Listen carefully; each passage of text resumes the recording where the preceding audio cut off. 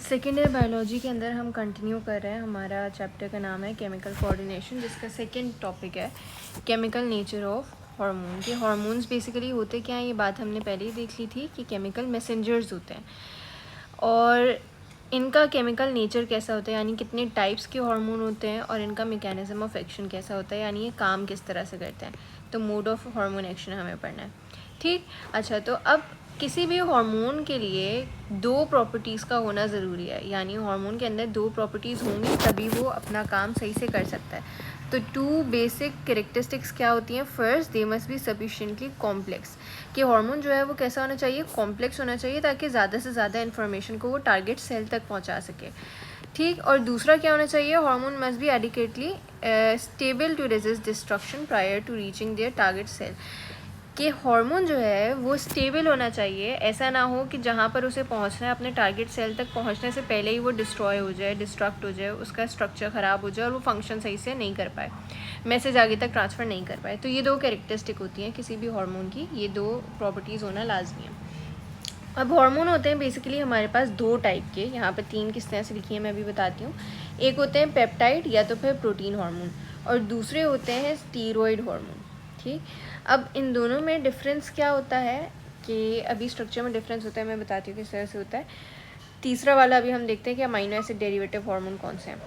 तो पेप्टाइड या तो फिर प्रोटीन हार्मोन कैसे होते हैं, नाम से पता चल रहा है कि प्रोटीन है, तो हमें पता है, हमने प्रोटीन पढ़ा था बायोमोलिक्यूल्स के अंदर कि प्रोटीन खुद क्या है, एक पॉलीमर है, और प्रोटीन के छोटे छोटे यूनिट्स उसके मोनोमर्स होते हैं।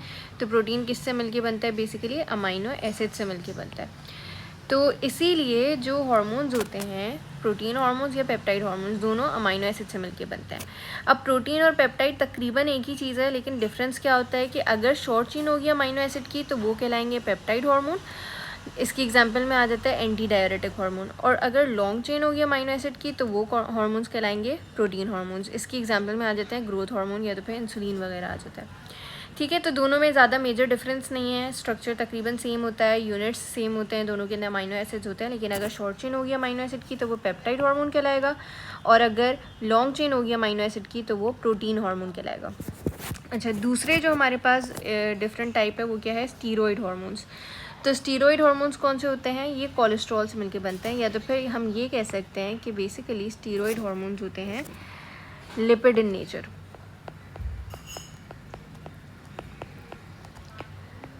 ठीक। अच्छा, इसके अलावा यहाँ पर एग्जाम्पल्स इन्होंने लिखी हुई हैं कि अच्छा, पहले इन्होंने क्या कहा है, these hormones are manufactured by enzymatic modification of cholesterol, यानी कोलेस्ट्रॉल के अंदर चेंजेस कर दिए तो फिर जो हार्मोन बनेंगे वो स्टीरॉयड हार्मोन कहलाएंगे। इसके अंदर कौन से हार्मोन आ जाते हैं, testosterone, estrogen, progesterone, aldosterone, cortisol, ये सारे आपके पास स्टीरॉयड हार्मोन्स आ जाते हैं। अच्छा, इसके अलावा जो तीसरी टाइप मैंने कही थी वो कौन सी है, अमाइनो एसिड डेरिवेटिव हार्मोन, यानी कि जो अमाइनो एसिड होते हैं उनके अंदर ही कोई ना कोई चेंजेस कर दिए हैं, तो वो वाले जो हार्मोन्स होंगे वो क्या कहलाएंगे, अमाइनो एसिड डेरिवेट हार्मोन। अच्छा, अब इसमें इस तरह से देख लेते हैं कि हार्मोन, हमारे पास जो अमाइनो एसिड होता है उसका स्ट्रक्चर कैसा होता है, कार्बन होता है, एक साइड पे हाइड्रोजन होता है, एक साइड पे अल्काइल चेन होती है, कार्बोक्सिलिक एसिड होता है, और यहाँ पर अमाइनो ग्रुप होता है। तो सपोज़ अगर मैंने कोई एक चीज़ निकाल दी और इसकी जगह कोई दूसरा एटम या कोई दूसरा मॉलिक्यूल अटैच कर दिया तो फिर हमारे पास जो बनेगा वो क्या कहलाएगा, अमाइनो एसिड डेरिवेट हार्मोन, ठीक। यानी अमाइनो एसिड में से ही हमने ड्राइव किया उसको, उसी के अंदर से निकाला है। तो बेसिकली ये होता क्या है कि these hormones are manufactured by enzymatic modification of specific amino acid, यानी कि कुछ अमाइनो एसिड्स होते हैं उनकी कोई ना कोई मॉडिफिकेशन कर दी, उनके अंदर कोई ना कोई चेंजेस कर दिए, और किसने चेंजेस किए, एंजाइम ने चेंजेस किए। तो ऐसे हार्मोन जो बनेंगे किसी अमाइनो एसिड के अंदर चेंजेस करने से, वो वाले क्या कहलाएंगे, अमाइनो एसिड डेरिवेट हार्मोन। इनके ग्रुप को कहा जाता है बायोजेनिक अमाइंस, जो नर्वस कोऑर्डिनेशन वाले चैप्टर में ऑलरेडी पढ़ चुके हैं। अब इसके अंदर कौन से हार्मोन्स होते हैं, इसके अंदर हार्मोन्स होते हैं secreted by adrenal medulla, thyroid and pineal gland. तो एड्रीनल मेड्यूला क्या होता है कि किडनी के ऊपर एक ग्लैंड मौजूद होता है जिसे हम कहते हैं एड्रीनल ग्लैंड। उस एड्रीनल ग्लैंड का स्ट्रक्चर कुछ इस तरह से होता है। एड्रीनल ग्लैंड का जो बाहर वाला पोर्शन होता है वो कहलाता है एड्रीनल कॉर्टेक्स, और जो इस ग्लैंड के अंदर वाला पार्ट होता है वो कहलाता है मेड्यूला। तो एड्रीनल मेड्यूला ये वाला रीजन है, सेंटर वाला रीजन, और यहाँ से जो हार्मोन सिक्रीट होंगे वो इसके अंदर आ जाते हैं। इसके अलावा थायराइड ग्लैंड होता है एक, अभी हम आगे जाके सारे ग्लैंड्स पढ़ेंगे तो ये गर्दन में मौजूद होता है। तो थायराइड ग्लैंड से निकलने वाले हार्मोन्स, और पीनियल ग्लैंड आपके ब्रेन में होता है, यहाँ से निकलने वाले हार्मोन यूजुअली कैसे होते हैं, अमाइनो एसिड डेरिवेट हार्मोन होते हैं। अच्छा, अब एड्रीनल मेड्यूला से कौन से वाले निकल रहे हैं, तो वो किससे ड्राइव हुए हैं, टायरोसिन हमारे पास एक अमाइनो एसिड था। जैसे मैंने कहा था कि अमाइनो एसिड के अंदर अगर कोई चेंजेस कर देंगे हम तो वो वाला हार्मोन क्या कहलाएगा, अमाइनो एसिड डेरिवेट हार्मोन। तो कौन से वाले अमाइनो एसिड में चेंजेस कर रहे हैं, अगर तो टायरोसिन एक अमाइनो एसिड होता है, अगर टायरोसिन में चेंजेस करेंगे तो फिर जो हमारे पास बनेंगे वो वाले हार्मोन क्या कहलाएंगे, कैटिकोल अमीन्स कहलाएंगे। इसके अंदर एग्जाम्पल में आ जाते हैं एपिनेफ्रिन, नॉर एपिनेफ्रिन। एपिनेफ्रिन का दूसरा नाम होता है एड्रीनलिन, और इस तरह नॉर एपिनेफ्रिन का दूसरा नाम होता है नॉर एड्रीनलिन। ये अभी हम आगे पढ़ते हैं। इसके अंदर क्या होता है, फाइट एंड फ्लाइट कंडीशंस में काम करे होते हैं, ये कौन से कहाँ पर क्या फंक्शन होता है, ये सारी चीज़ें अभी हम पढ़ेंगे आगे। इसके अलावा टायरोसिन से आपके पास एक कैटिकोल अमीन्स आ गए, और इसके अलावा क्या लिखा हुआ है, other hormones drive from tyrosine और थायराइड हार्मोन्स। दूसरे हार्मोन जो टायरोसिन के अंदर ही चेंजेस करके आ रहे हैं वो थायराइड हार्मोन्स भी होते हैं। अच्छा, the pineal gland secretes a different amine hormone, melatonin drive from tryptophan. अच्छा, अभी तक हमने 2 अमाइनो एसिड पढ़े हैं कि टायरोसिन है, टायरोसिन के अंदर कुछ चेंजेस कर दिए तो वो कैटिकोल अमीन्स बन जाएंगे, और कैटिकोल अमीन्स आपके पास कहाँ से आ रहे हैं, एड्रीनल मेड्यूला से निकल रहे हैं। टायरोसिन के अंदर ही दोबारा चेंजेस करें और अगर वो थायराइड ग्लैंड से आएंगे तो वो थायराइड हार्मोन कहलाएंगे। और फिर तीसरे हैं आपके पास पीनियल ग्लैंड से सिक्रीट हो रहे हैं, लेकिन ये टायरोसिन के अंदर चेंजेस करके नहीं आ रहे, एक दूसरा अमाइनो एसिड है ट्रिप्टोफैन, उस ट्रिप्टोफैन में अगर चेंजेस करके हार्मोन आएंगे और मेलेटोनिन आ रहा है फॉर एग्जांपल, तो ये आपके पास कौन से कहलाएंगे, पीनियल ग्लैंड से निकलने वाले हार्मोन्स कहलाएंगे। सही। अच्छा, ये हमारे पास टाइप्स हो गई हार्मोन्स की। इसके अलावा काम कैसे करता है हार्मोन, हमने ये पढ़ा था पिछले लेक्चर में, मैंने बताया था कि हार्मोन जो होता है वो जब रिलीज़ तो हो जाता है, वो पूरी ब्लड स्ट्रीम में रिलीज़ हो जाएगा, वहाँ पर चला जाएगा, लेकिन वो अपना फंक्शन सिर्फ परफॉर्म करता है जहाँ पर उसकी ज़रूरत होती है।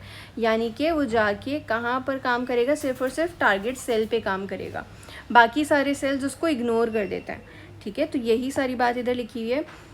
In humans all cell have blood supply, सारे सेल्स के पास ब्लड सप्लाई होती है। Once hormone enters the blood stream, जैसे ही हार्मोन किसी ब्लड स्ट्रीम में एंटर होता है तो वो नियर बाय सारे सेल्स में जाना शुरू हो जाता है। But in order to exert their precise control hormone must act only on certain target cell. तो वो हर जगह पहुंच तो जाएगा लेकिन हर जगह उसकी ज़रूरत है ही नहीं, तो सारे सेल्स उसको इग्नोर कर देंगे और सिर्फ जो टारगेट सेल होगा वो उसके ऊपर जाके अटैच होगा और फिर उससे काम करेगा।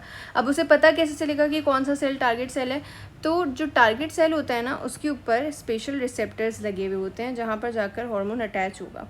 ठीक है, तो इस तरह उस हार्मोन को पता चलता है कि ये टारगेट सेल है और मुझे अपना काम यहाँ पर परफॉर्म करना है। बाकी वाले जो सेल्स होते हैं उनके ऊपर कोई दूसरे वाले आपके पास मौजूद होते हैं रिसेप्टर्स, तो वहाँ पर जाकर हार्मोन भी अटैच नहीं हो सकता। इसकी एग्जांपल बिल्कुल ऐसा ही है जैसे हमने एंजाइम में पढ़ा था कि एंजाइम जो होता है वो स्पेसिफिक सबस्ट्रेट पे काम कर रहा होता है, जो उसके शेप का कॉम्प्लीमेंट्री होगा उसी सबस्ट्रेट के साथ काम करेगा, किसी दूसरे सबस्ट्रेट के साथ वो काम नहीं कर सकता। सिमिलरली हार्मोन भी सिर्फ वहीं जाके अटैच होगा जो उसका रिसेप्टर उसको नज़र आएगा। ठीक है, तो यहाँ पर हमने पढ़ लिया कि कहाँ पर काम करेगा, टारगेट सेल पे काम करेगा। Hormone specificity is determined by receptors on the target cell, के हार्मोन कहाँ पर काम करेगा वो कैसे पता चलता है, टारगेट सेल पे रिसेप्टर लगे हुए होते हैं।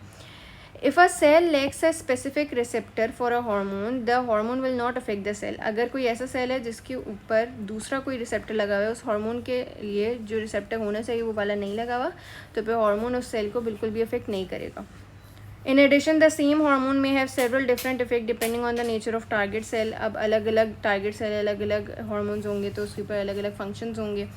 तो अब हार्मोन काम कैसे करता है, उसके टू मैकेनिज्म्स होते हैं हमारे पास। एक प्रोटीन हार्मोन्स होते हैं हमने जो अभी पढ़े थे, और एक स्टीरॉयड हार्मोन्स होते हैं। अमाइनो एसिड डेरिवेट हार्मोन की हम बात नहीं कर रहे हैं, उनका भी तकरीबन यही वाला मैकेनिज्म होता है। तो हमें ये 2 हार्मोन्स के मैकेनिज्म देखने कि किस तरह से काम करेंगे। ठीक है, अच्छा, तो यहाँ पे लिखा हुआ है receptor for hormone are found in 2 general location. अब जो रिसेप्टर्स होते हैं वो कहाँ कहाँ हो सकते हैं, ये तो सपोज अगर सेल है तो सेल की मेम्ब्रेन के ऊपर भी लगा हुआ हो सकता है, या दूसरी चीज़ सेल के अंदर यहाँ पर साइटोप्लाज्म के अंदर भी हो सकता है। ठीक है तो ये डिपेंड करता है कि कौन से वाले हार्मोन को कौन सा काम करना है। अभी हम नेक्स्ट लेक्चर में देखेंगे तो फिर मैं बताती हूँ।